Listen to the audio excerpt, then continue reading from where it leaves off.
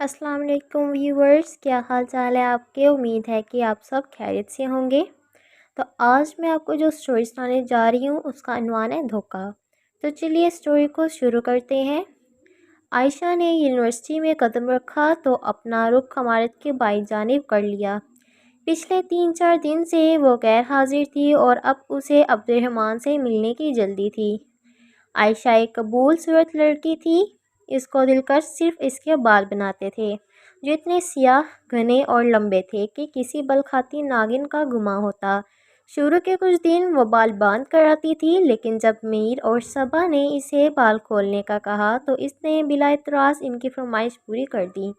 وہ کہتی تھی کہ تمہارے بال کسی کو بھی اسیر بنانے کے لیے کافی ہیں، اور ان اسیروں میں سرفہرست عبدالرحمن بھی تھا، جو اسے اس روپ میں دیکھتے ہی دل ہار بیٹھا تھا۔ پھر عائشہ اور عبدالرحمن کے قصے ہر زبان زد عام ہو گئے۔ عائشہ ابھی اسی بینچ سے کافی دور تھی جہاں پر یہ دونوں اکثر پائے جاتے تھے۔ اس نے دور سے عبدالرحمن کو دیکھ لیا، مگر وہ اکیلا نہیں تھا، اس کے ساتھ زینب بیٹھی تھی۔ وہ زینب جو کچھ دنوں سے اس کی آنکھوں میں کھٹک رہی تھی۔ یہ سارا منظر اس کے لیے نیا تھا۔ وہ ایک متوسط طبقے سے تعلق رکھتی تھی، جو خواب سجانے والی دنیا سے کوسوں دور بستی ہیں۔ یہاں آ کر اس نے خواب سجانا شروع کیے تھے۔ اسے اپنے خواب بہت عزیز تھے، لیکن آج یہ سارا خواب ایک چھناکی سے ٹوٹ گئے۔ دھوکہ، اتنا بڑا دھوکہ! عائشہ کے قدم پیچھے کی طرف بڑھ رہے تھے، اس کے حواس جواب دے رہے تھے۔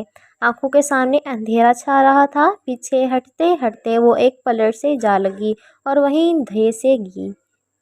سارا دن عبدالرحمن کا سامنا کرنا اس کے بس میں نہیں تھا، تو وہ گھر آ گئی۔ جب وہ ڈرائنگ روم کے پاس سے گزری تو وہاں سے مہمانوں کی آوازیں آ رہی تھیں۔ کون آیا ہوگا؟ اس نے وہیں کھڑے ہو کر آوازیں پہچاننے کی کوشش کی، مگر اماں اور ابا کے علاوہ اندازہ نہ لگا سکی کہ کون آیا ہے۔ اپنے کمرے میں جا کر وہ چینج کر کے کچن میں چلی آئی۔ آپا ٹرے میں چیزیں لگا رہی تھی۔ ارے تم اتنی جلدی؟ وہ اسے دیکھ کر مسکرا دی۔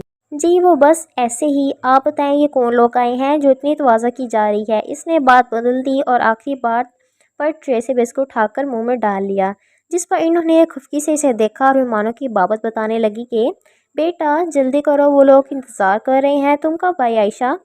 اماں جو اپنی ہی جوت میں بولی جا رہی تھی، عائشہ کو دیکھ کر رکی۔ چلیں اماں، اس سے پہلے کہ کوئی جواب دے پاتی اپا نے ٹرے تھامی اور ڈرائنگ روم کی طرف چل پڑی۔ اماں بھی ساتھ ہو لی۔ عائشہ اماں کی پشت پر نظریں ٹکائے انہیں جاتی دیکھتی رہی، یہاں تک کہ وہ نظروں سے اوجھل نہ ہو گئیں۔ عائشہ کی ابا کی چھوٹی سی کپڑوں کی دکان تھی، وہیں سے ان کے پورے ماہ کی آمدن آتی تھی، جو کہ اتنی کم تھی کہ گزارا مشکل تھا۔ یہ تو اماں کی مہربانی تھی کہ انہوں نے کفایت شعاری سے ہر چیز کو سنبھال لیا، مگر اب بھی حالات کچھ اتنے بہتر نہ تھے۔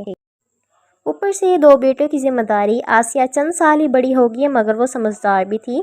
پڑھائی کے ساتھ ساتھ اس نے گھر کے کاموں میں بھی حصہ لینا شروع کر دیا اور ماں کا ہاتھ بٹانا لگی، جبکہ عائشہ اپنی لاابالی فطرت کی وجہ سے کاموں سے دور بھاگتی تھی، دوسرا وہ چھوٹی ہونے کی وجہ سے بھی لاڈلی تھی۔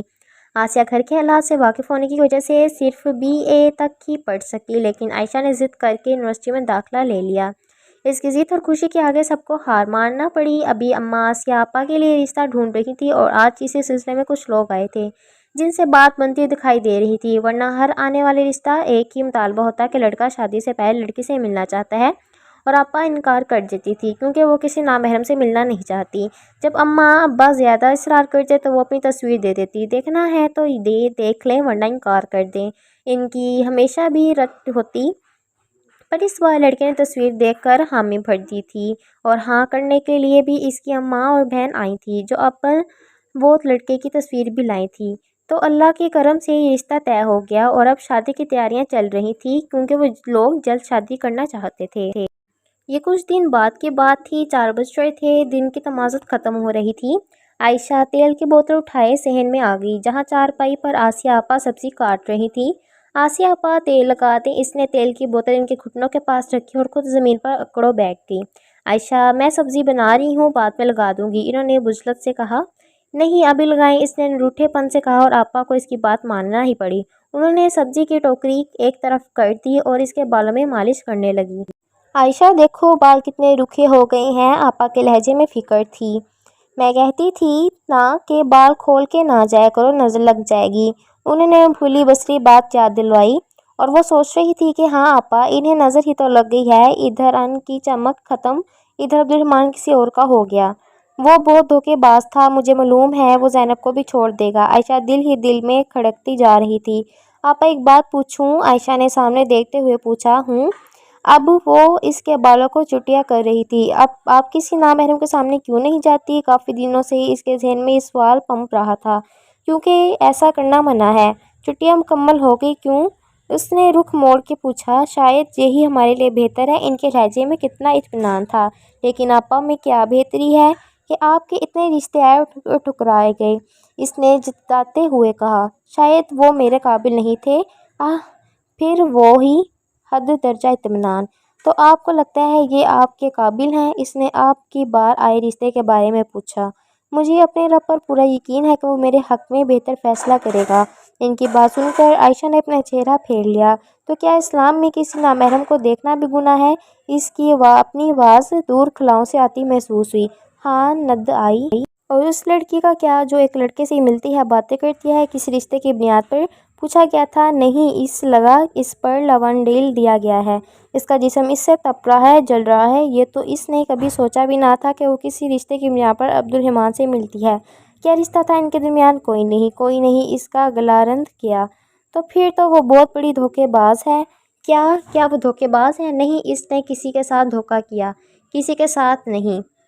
تو پھر وہ کیسے دھوکے باز ہوئی؟ ہاں، وہ اپنے رب کو دھوکا دے رہی ہے، اپنے مذہب کو دھوکا دے رہی ہے اور اپنے ماں باپ کو بھی۔ تو وہ ہوئی نا سب سے بڑی دھوکے باز۔ دھوکے باز؟ وہ استہزائیہ مسکرائی۔ ہاں، وہ دھوکے باز ہی ہو گئی، کیونکہ وہ دھوکا دے رہی ہے اپنے ماں باپ کو، اپنے مذہب کو، اپنے رب کو۔ آپا اس کی آواز نہ سن سکتی تھی کیونکہ اس کی آواز ایک سرگوشی سے زیادہ نہ تھی۔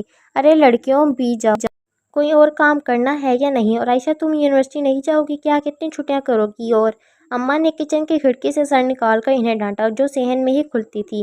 عائشہ ان کی آواز پر چونک کر کھڑی ہو گئی۔ وہ اماں کل جاؤں گی، وہ جو عبد الرحمن کا سامنا نہ کرنے کے ڈر سے گھر میں قید تھی، اب وہ ضرور جائے گی کیونکہ یہی اس کی سزا تھی کہ وہ روز اسے دیکھے، روز مرے اور روز جیے، پل پل اسے اپنی غلطی کا احساس ہو۔ یہ سزا تو اسے بھگتنی تھی جب تک رب معاف نہیں کر دیتا۔ تو جی، آج کی اسٹوری آپ سب کو کیسی لگی کمنٹ میں ضرور بتائیے گا۔ جاتے جاتے چینل کو سبسکرائب ضرور کریے گا۔ ملتے ہیں جی نیکسٹ ویڈیو میں، تب تک کے لیے اللہ حافظ۔